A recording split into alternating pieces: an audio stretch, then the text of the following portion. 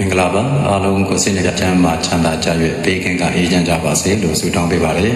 ဒီနေ့မှာတော့ဘုန်းကြီးအစိုးပြီးအကောင်းလာမယ်ဆိုတဲ့ခေါင်းစဉ်နဲ့ဟောပါမယ်ဒီတန်တရာကလုပ်ဖို့အတွက်ထောင်မှယောဂီပုဂ္ဂိုလ်တို့ဆိုတာအပြင်းထန်ကြိုးစားအားထုတ်ကြရတာရလက်တိုင်းဒီကြိုးစားအားထုတ်မှုအပေါ်မှာမူတည်တယ်ဒါကြောင့်ကြိုးစားနေရမယ်ဒီတော့ဘဝဆိုတာကအမြဲတမ်းကြိုးစားနေခြင်းတိုက်ပွဲဝင်နေခြင်းနဲ့ပတ်သက်တယ်အရှိကိုဆက်သွားနေဖို့ရာအတွက်အင်မတန်အရေးကြီးတယ်အလျှော်ပေးခြင်းစိတ်တွေဖြစ်တယ်ဆိုလို့ရှိရင်ကိုပြန်အားပေးရမယ်ဘယ်တော့မှအလျှော်ပေးဖို့မစင်စားနဲ့ရောစကဆိုရိုးစကားတွေလည်းရှိကြတယ်အားပေးတဲ့စကားတွေပေါ့ဟောမိုးရွာပြီးရင်တက်တန်လာမယ်မုန်တိုင်းပြီးလို့ရှိရင်တည်ငြိမ်မှုရောက်လာမယ်ညပြီးရင်မနက်ရောက်လာမယ်အဆုံးတစ်ခုပြီးရင်အသစ်တစ်ခုပြန်စမယ်အဲ့ဒီလိုဆိုတော့ဒီလိုမျိုးဆိုရိုးစကားတွေနဲ့ကိုပြန်ပြီးတော့အားဖြစ်အောင်လို့ကိုယ်စိတ်ကိုပြန်မြင့်တင်ပေးရတယ်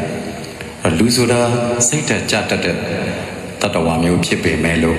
ကိုလည်းပဲစိတ်ဓာတ်မြင့်အောင်ပြန်ပြီးတော့မြင့်တင်နိုင်တဲ့လူစားမျိုးတွေဖြစ်တယ်ဒါကြောင့်ဘဝကိုအရှုံးမပေးရဘူးအရှုံးပေးခြင်းတဲ့စိတ်မျိုးဝင်လိုက်လို့ရှိရင်အရှုံးသမားဖြစ်သွားတာပဲအရှုံးမပေးဘူးဆိုရင်ဒါအနိုင်ရမဲ့သူတယောက်ဖြစ်သွားတာပဲဘဝမှာဆုလက်ဆိုတာအမြဲရှိတယ်အဲ့ဒီဆုလက်ကစူးစမ်းနေတဲ့သူတွေအတွက်ပဲအခက်အခဲတွေကြားတဲ့ကပဲအခွင့်အရေးကိုရှာကြရတာပဲလူတိုင်းဟာဒီလိုပဲရှာဖွေနေကြတာကိုယ်မတောင်းဝင်တွေအများကြီးရှိနေကြတော့လဲဖြေရှင်းစရာပြဿနာတွေရှိနေကြတော့လဲထွက်ပေါက်တစ်ခုကိုတော့အမြဲရှာနေကြတာပဲရှာရင်တွေ့တယ်မရှာရင်မတွေ့ဘူးဒါကြောင့်ရှာနေဖို့လဲလိုသလိုတစ်ခုလုပ်နေဖို့လဲလိုတယ်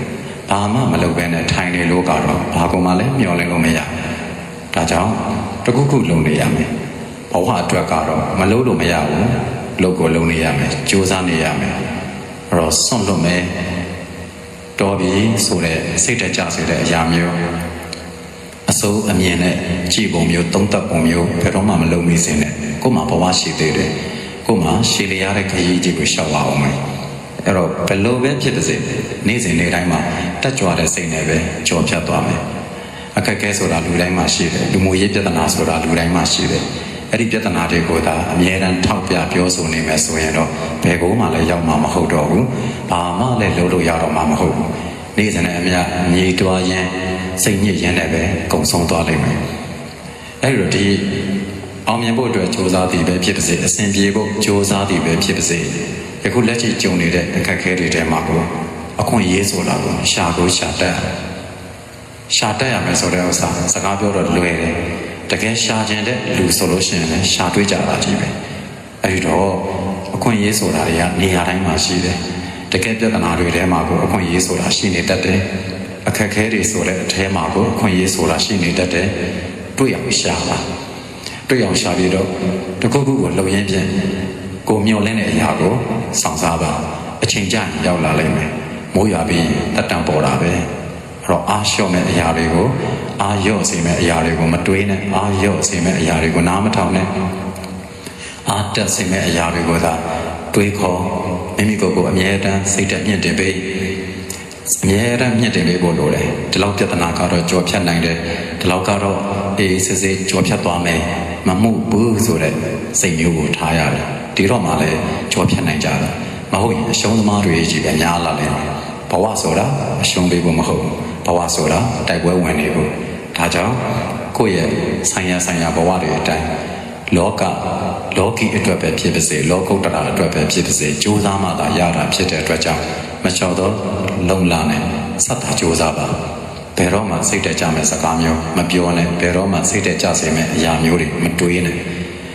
ဖြစ်ကိုဖြစ်စေရမယ်အဲ့တော့ဒီကမှပေရော